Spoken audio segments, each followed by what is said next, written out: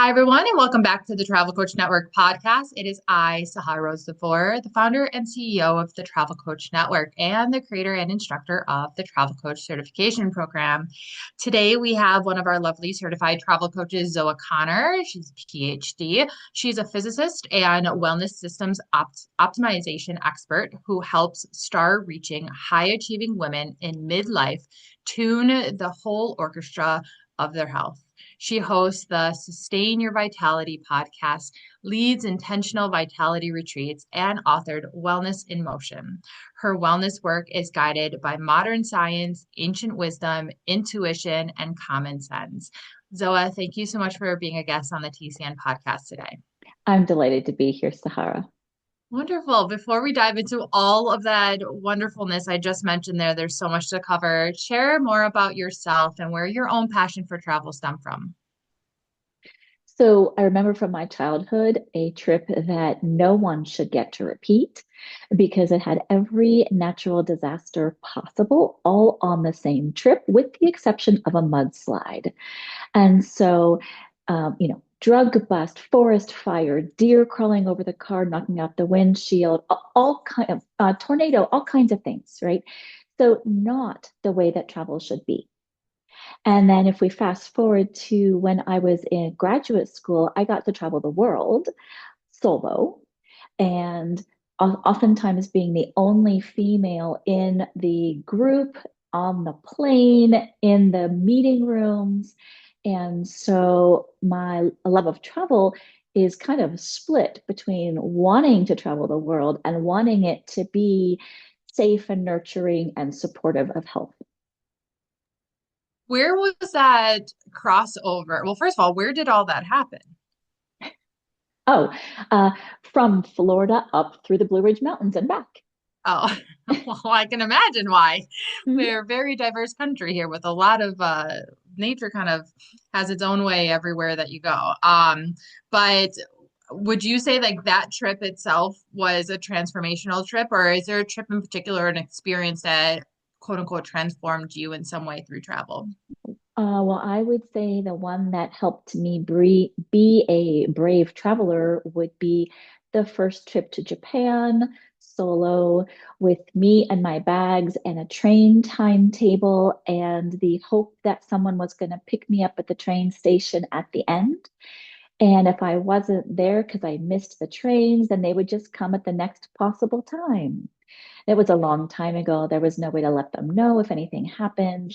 And, you just had to make 4 or 5 transfers between different trains. And, you had a whole 2 or 3 minutes to do it.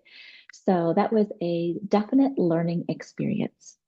Which a lot of solo travel in particular does for you, but we learn so much from it, right? We Where do. was that bridge between you're a physicist and you come from a very like science background, Mhm. psychology back. Where does that crossover lie from that into the wellness and travel world now? Well, so there's the desire to keep my brain challenged and always learning something new. As a PhD physicist, my job, I was trained to discover things that no one else knew and to make connections between pieces of information that didn't already exist. So when I applied that framework or that way of thinking to my pregnancy, the growth of my children, and then chronic illness, it made perfect sense. Just because someone else doesn't know how to do this doesn't mean it can't be done. And just because someone else does it this way, my job by nature is to find a different, better path that's more efficient and more successful. And so I just did exactly that for my family and for my clients. I love that. I can relate so much to all of that you said too. And you're so right. There's so much about travel that so much research out there exists on how it can boost our cognition and get our brain flowing in different ways and just all of the different things that travel does for us from like a mental health standpoint too. It's so fascinating. What inspired you to, we'll get into like what you do with your retreats and wellness, but you were already in wellness when you came into the TCN. What inspired you to join the TCN or become a certified travel coach? Well, I had discovered through experience that healing can happen better when you travel than when you are stuck at home for a variety of reasons. And so I wanted a way to facilitate travel as a healing tool. And I combined that idea with observations from my clients that sometimes when they're home and they've got a framework and a pattern that their days go through, they're feeling good and healthy, but then when they travel, they come back sick or injured. And I didn't like that. I didn't like it for them. I just wanted to help them avoid it. And so I wanted to focus on how you should travel to support your wellness, not challenge it. So it kind of comes at it from both directions. How do you improve travel and how do you improve your wellness together? Yeah, I love that. It's similar to what I was talking about years ago as a wellness travel coach in the business travel world. There's so much potential out there on how people can use travel as a way to improve their well-being versus allowing travel to diminish and torment their well-being, whether they're a business traveler, a leisure traveler, or something else. So is that what you do in your intentional vitality retreats, or share more about who exactly do you serve and how do you help people? So my intentional vitality retreats are created and intended for educating you through experience what a lifestyle that suits your biology looks like and feels like, down to the nitty-gritty details that you can take home and apply to yourself at home or on your next trip. So, what I'm doing on retreat with these women is teaching them through experience how to uh, construct the patterns of their days, what the meals should be like, make how they should make you feel, how do you fit movement in? Do you take a walk before lunch or after lunch? Which one supports your digestion better? Um, and all of the things that happen on retreat, from where we're staying to what we're eating to what we're seeing to how far away you can see when you're sitting on the porch with your water in the afternoon, all of these things are curated to support the wellness of the women who are in attendance. So I have some broad ideas about what the retreat looks like, but the details come from the needs of the people actually going to be present on the trip. And so that specialization or that personalization, I feel like is what makes it unique in the retreat space because it's not about come to this place. We're all going to stay in the house together. You're going to share a room, but we're going to have a good time, right? It's really a wellness based experience. And we need to take you to the right place so that it can actually work for you. And that's where we bring Ayurveda into the planning process. Yeah, so let's dive into that a little bit more. For listeners who are new to Ayurveda, can you explain what a dosha is and how it influences a person's travel experience and what all that even means? Absolutely. So let me start with Ayurveda, which is, you can translate it in a variety of ways. I like the translation, it is the science of longevity. It's also ancient wisdom about living good and living long. And it comes from India. So it's kind of mentally partnered with the practice of yoga, but it's about everything lifestyle. And the wonderful thing about Ayurveda is that it is a description, which then is it expected to be applied to different cultures, different people with whatever is available to you locally. So the foods that come from India might not grow well in the Appalachian Mountains. So you take the concepts and you apply it to your local environment. Right. And so Ayurveda tells you about supporting your whole being through your lifestyle. And that includes something called your dosha, which is your innate natural energy. And so there's kind of three descriptions for your dosha. One is vata, which is a light, airy energy. So people who are creative are high in their vata energy. People who are spiritual and intuitive are high in their vata energy. Then there's pitta, and pitta is about transformation and fire. It's about digestion, and digestion in this case is digestion of life. So pitta people have short tempers, make things happen in the world. They are leaders. And then there's kapha. Kapha is about stability and structure and grounding. So these people are all about love. Everyone has all three energies within them, and each person has a balance between those three that is characteristic to them. And what I find about travel is that sometimes the place that you are in can feed and support your innate energies, and sometimes it challenges it, right? And so there's characteristics within the body that are tied to your doshic descriptions. For example, Vata people are creative and also tend to run cold. So they need warm places, right? But Pitta people have a lot of energy, a lot of fire, and they tend to run hot. So they're going to want to be in cold places. Does that make sense? And Yeah. so there's a lot of descriptors about these energies which you can use in the travel concept, not just for what foods to eat, for example.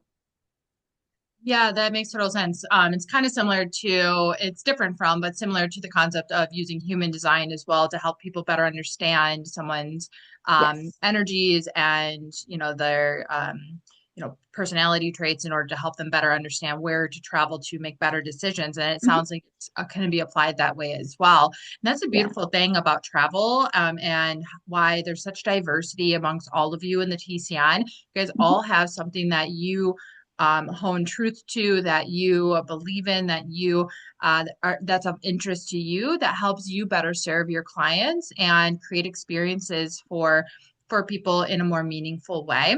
Um, so thank you for sharing that. I know that you also mentioned that destinations have doshas. Can you share what that could mean or look like?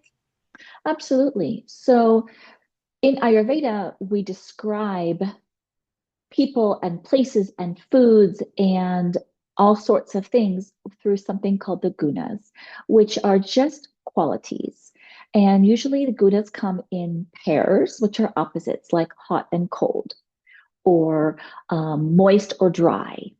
And so if you think about you as a person, if you tend to run dry in your skin, right, then that guna is not quite balanced. You're more on the dry side. So you tend to apply oil to your skin in order to balance you out, right? But what if you instead went to a place that either made you feel more dry, right? So if you already run dry and you go to the desert where it's dry, that's not going to help you. You're going to feel worse. But if you go to a place which is got more moisture, like the seaside or the Pacific Northwest, that's going to balance out your dryness. I was mentioning before, if you tend to run cold and you like to bundle up and be in warmth, you're going to choose a warm weather location. But if you're like, oh my God, give me a fan, turn the temperature down, you're going to want to go to a cold place. And I use these descriptions of places in order to choose destinations for my retreats and also to suggest which retreat destination might be the best fit for you. And I discovered this through experimentation and experience at my most recent retreat, which was located in Santa Fe, New Mexico. And I had some people that were really excited because, they see the pictures and they're all, all these wonderful things I could do and see. But when they got there, they were just so uncomfortable in the heat or the dry or the elevation that they couldn't properly enjoy themselves in that destination. It didn't have anything to do with what we did, right? Other people are like, oh my gosh, finally in this elevated, air that's so dry, like my sinuses are really opening up and I can breathe and I feel so good. And like, I want to go walking. I feel so energized. And it was all about the place, right? Because these same people had come with me to a different place and had a very different experience in terms of how their doshic energies responded to the location. And so that was what got me thinking, it's not just about look at the cool pictures of the Southwest, or gee, I really, really want to go to Greece because, I want to see the Parthenon. It's really about what's the right place for you to feel really, really good. Yeah, and I think that's what a lot of travel experts try to do, or their intention is to do, but missteps in between to be able to really be like actually like intentional with their business, right? We want our clients, our travelers, our guests to feel something different, feel how they want to feel, but that takes structure and insight and intention and helping figure out what to do and where to go and who are they. So that's just one way to better understand ideal clients and or reverse it and figure out what would be a good destination or experience for this group of clients that I have. Yeah. Can you share You any could example? also go the other way around with that, I think. Suppose that you truly, really want to go to this place, this particular destination, but it might not really work well with you Ayurvedically. You can be proactive and you can plan for that in a better way so that you do feel as good as possible in that place. But it's not just about, do you need a vaccination? Do you have a place to stay? What tours are you going to do, right? And what kind of food can you eat? It's really about how to curate your well-being in that place. And the more information, the better in that case. Yeah, yeah, exactly. It seems very versatile and how you can approach that in so many different ways to enhance experiences in your offers too. Mhm. Um, are there any examples that you can give of clients that have gone on your retreats and what their dosha was and where they ended up going, or a certain outcome that they ended up getting, or how feedback that they Yeah. had? So when I took ladies to my Iceland retreat, the interesting thing that we discovered was that they were all Vata, very strongly Vata. And Vatas tend to run cold. So they like to be warm. So you would think they would be unhappy in Iceland because we went in November. So it was not exactly warm. We were taking walks outside when it was 23 degrees Fahrenheit at the high. And so we just got a chance to make sure that they were eating warming foods, drinking warm water, walking at a fast enough pace to keep them warm. Um, but the moisture from being on the island of Iceland really helped their dry qualities. So we used their Ayurvedic tendencies to cultivate the pattern for the day so that they would feel really good. But then these same women, when they came to Santa Fe, some of them did really well in the dry warmth, but others of them really were just quite unsettled, quite, like a lot of nervous energy.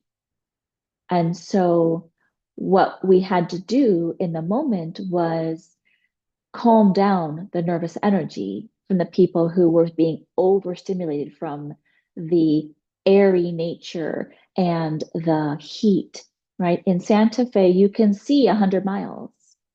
It's super clear air. You have a lot of space. So it really supports that energy.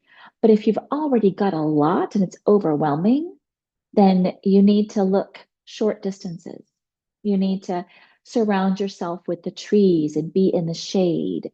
And so the information that we made use of was on a case by case basis.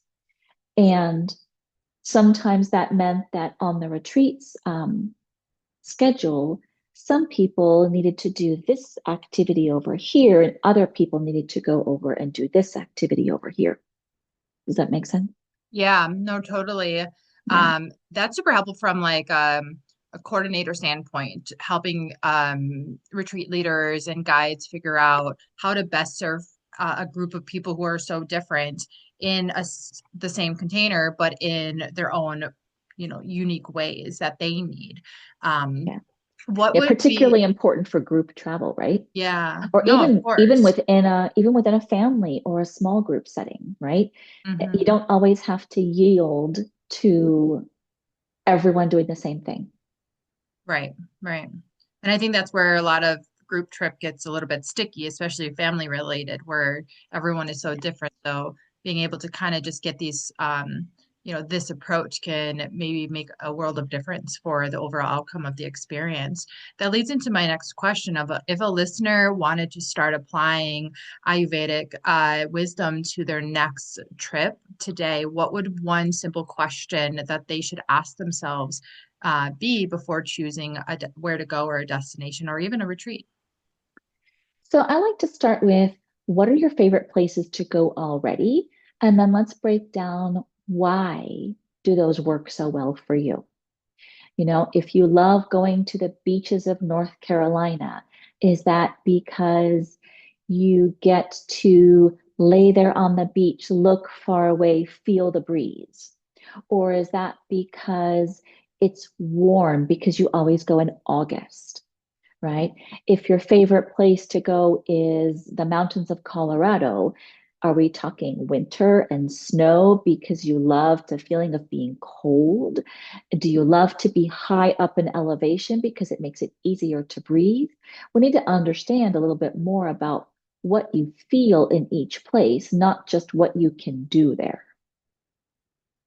Right? Yeah, so So we good would make a approach. list. We would make a list of like 3 or 4 favorite places and try to figure out what's the commonality between those places that you can then build on Hmm. for choosing new places to go that are likely to work for you. Yeah, it's kind of like reverse engineering all of your travel experiences that meant most to you. I like that Yep. approach. Well, as we come towards the end of our conversation today, is there anything that we haven't covered that you'd like to share with our audience, beyond how they can find you? So I think that it's important to recognize for ourselves that our travel should provide good stimulation, good challenge for the brain, for the body, but it needs to also provide that nurturing, restful opportunity. And everyone has a different balance between those two needs. There's a lot of information out there in the wellness world about calming down, right? And there's a lot of information out there in the travel world about seeing as much as you can see on one trip, right? And everyone's going to be somewhere between those two needs. And hopefully, you will be improving your whole being to be centered and balanced so that on a trip by trip basis, you get both ends. You get the restful and you get the stimulation, and you come home feeling absolutely fabulous. And so that's my favorite part about helping the women that come on retreat with me is that's how they feel when they get home, Oh, I right? love that. That's actually like so truthful too, right? We hear these different worlds from the wellness side of calming down, and then the travel side, it was like go, go, go, see, see, see, and do, do, do. But you bring that good balance in between both because it's so beneficial. And why not make the most out of a travel experience because of how powerful it could be for us in a more intentional way. Yeah. Um, well, my favorite question for every episode, I always ask my guests is if there's a fun fact about yourself that you can share with our listeners. It doesn't have to be business or travel related. So I keep chickens in my backyard under my solar panels, and I make a mighty fine rooster, if I say so myself. A rooster sound. No, no, no. I get to be the rooster because Oh, otherwise my chickens become fox breakfast. Oh no. So Do I not have let that I have to happen. be the protector for the chickens. Oh, I've always wanted chickens. Get some eggs. I really like them, and not Yeah. so much during the time when I have to be the strong rooster, but they're good. Yeah. Oh my gosh. Yeah, No, protect those little chicks. yeah. Well, thank you so much, Zoa. How can everyone find, follow, and learn more about you? So I use Ayurveda in this fun little quiz that I have on my website where you can find out your inner travel goddess and get 7 tips to improve your next trip that are based in Ayurveda and functional wellness. So you can find that quiz at my website, intentional-vitality.com/quiz, and find out what travel goddess are inside of you. Wonderful. Well, Zoa, thank you so much for being a guest on the TCN podcast today. Thanks for having me, Sahara. Everyone, be sure to follow us on Instagram at the Travel Coach Network. Learn more at thetravelcoachnetwork.com. Come give us a hello in our TCN Global Community on Facebook. You can find the link for that and your free beginner's guide to travel coaching and all of Zoa's links in the show notes. And if you know anyone who may be interested in travel coaching, please be sure to send them our way to our podcast. We would truly appreciate that. And until next time, my fellow wanderers, bye for now.